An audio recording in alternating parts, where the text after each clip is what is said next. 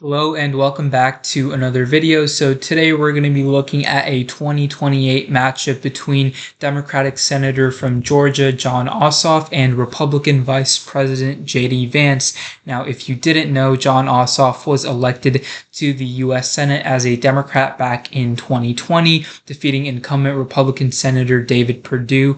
And some quick context on Jon Ossoff. He, according to Split Ticket's wins above replacement database, Ossoff outperformed the fundamentals by 6 percentage points, implying that he was a very strong candidate for the U.S. Senate. And according to Race to the White House, Ossoff is currently projected to win re-election to the U.S. Senate in 2026 by around 8 percentage points. So let's get started on this hypothetical map for 2028. Let's start filling out the blue states that I think are going to be safe for Jon Ossoff.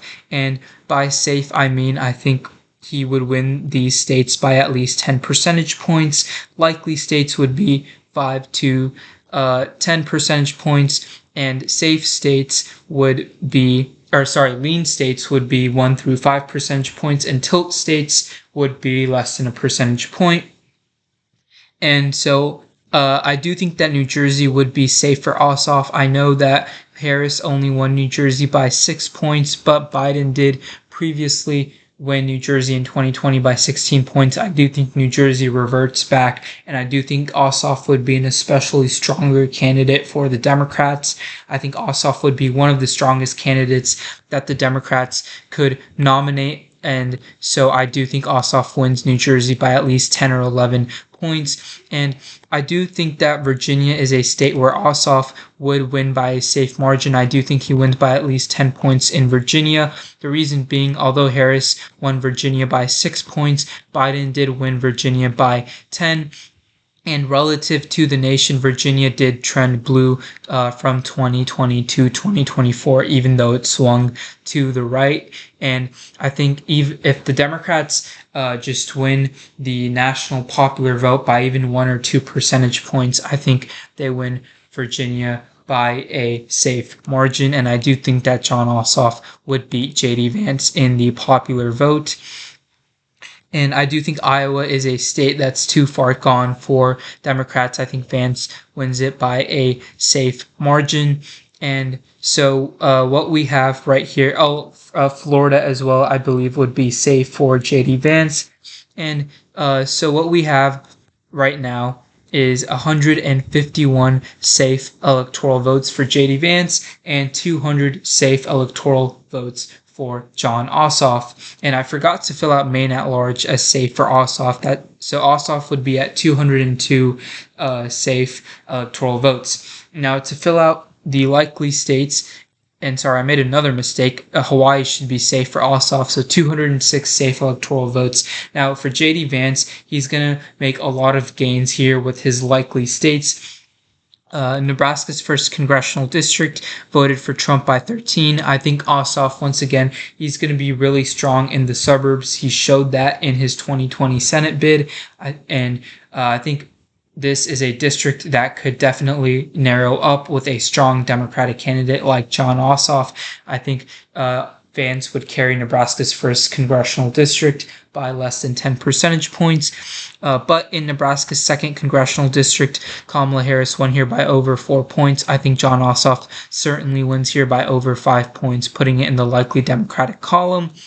But in the state of Kansas, this is a state which has silently been trending to the left quite a bit for over a decade now relative to the nation. I think if the Democrats win the popular vote by a few percentage points in 2028, I think Kansas could go to Republicans by less than 10 points. I think Kansas, maybe 15, 20 years from now could be competitive, but for now, I do think it narrows up in 2028 if the Democrats nominate Jon Ossoff. Now, in the state of Alaska, Trump won here by 13 points in 2024, and in 2020, Trump won here by 10 points. I think J.D. Vance is the type of candidate where I don't think he can effectively turn out low propensity voters to the same extent that Trump was able to. So I think in a lot of rural areas and predominantly rural states such as Alaska, I don't think Vance does quite as well as Trump did.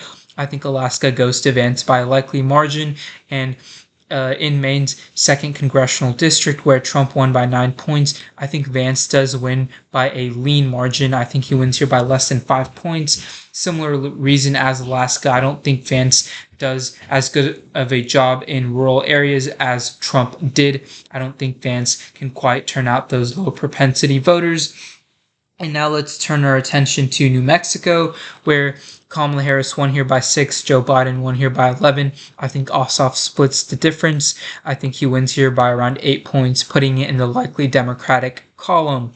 Now, in the state of Ohio, this is J.D. Vance's home state. Now, something to keep in mind, in 2022, J.D. Vance won here by 6 points, but this 2022 was a red-leaning environment, and yet J.D. Vance still underperformed Donald Trump's margins in both 2020 and 2024, signifying that no, J.D. Vance is not really that strong of a candidate. In his Senate race, he underperformed. He should have won by double digits. He only won by 6 percentage points.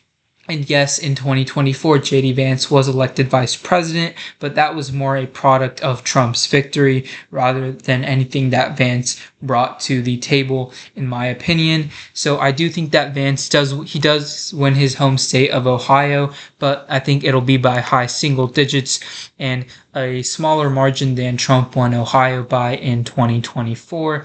And New Hampshire, I think Jon Ossoff wins by a likely margin. I think he does pretty well in a state like New Hampshire.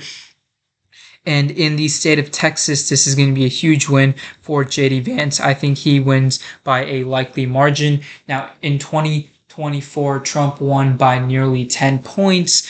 But in 2020, Trump only won here by 5.5 points. And although Texas did see a huge reversion towards Republicans in 2024, I don't think that's necessarily going to hold in 2028. I do think there will be some reversion back towards Democrats. I don't think Ossoff could match Biden's margin, but I do think he does a lot better than Harris did. I think Vance carries Texas by 8 or 9 points, putting it in the likely Republican column. Now, going on over to the state of Minnesota, Joe Biden won here by over 7 points. Kamala Harris won here by over 4 points. I think Jon Ossoff wins here by a likely margin. I certainly think he wins here by over 5 percentage points.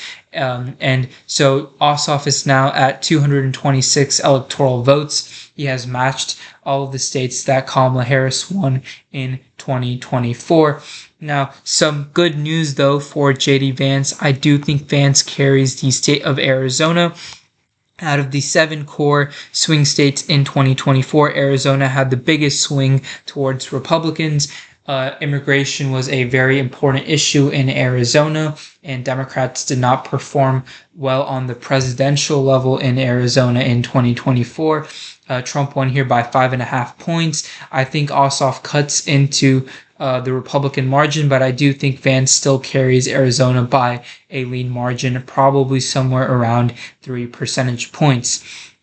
Now, in the state of Georgia, this is Jon Ossoff's home state. Georgia is a state that for well over a decade now, it has consistently trended left relative to the nation, and this is a trend that continued into 2024, and I think it'll continue into 2028. In 2024, Georgia voted less than a point to the right of the nation. I think in 2028, Georgia will vote left of the nation, probably by around 2, maybe 3 percentage points. And I do think that Ossoff will win the popular vote by around 2, maybe 3 percentage points. Not to mention that he is from Georgia and he's fairly popular in Georgia. I honestly think that Jon Ossoff could win Georgia by a likely margin in 2028 by over 5 percentage points.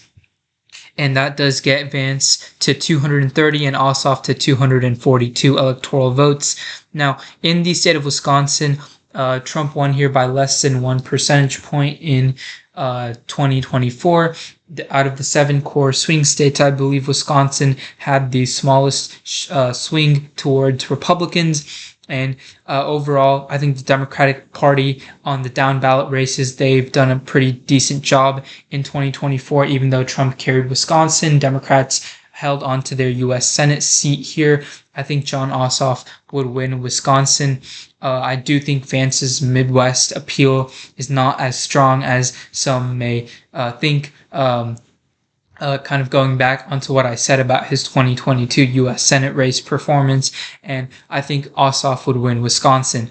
Now, going on over to the state of Michigan, a large part of the reason, this wasn't the only reason that Kamala Harris lost Michigan in 2024, but a large part of the reason was due to the fact that she was strongly tied with the Biden administration, and a lot of Arab Americans in Michigan did not approve of the Biden administration's handling of the conflict in Gaza. But Jon Ossoff is not tied with the Biden administration, so he would not have that holding him down in the state of Michigan.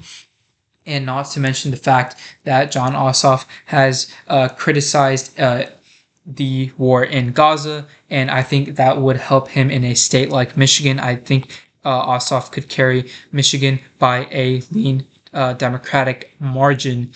Now, going on over to the state of North Carolina, and Ossoff would only need to win one of the 3 remaining states, as he is currently at 267 electoral votes.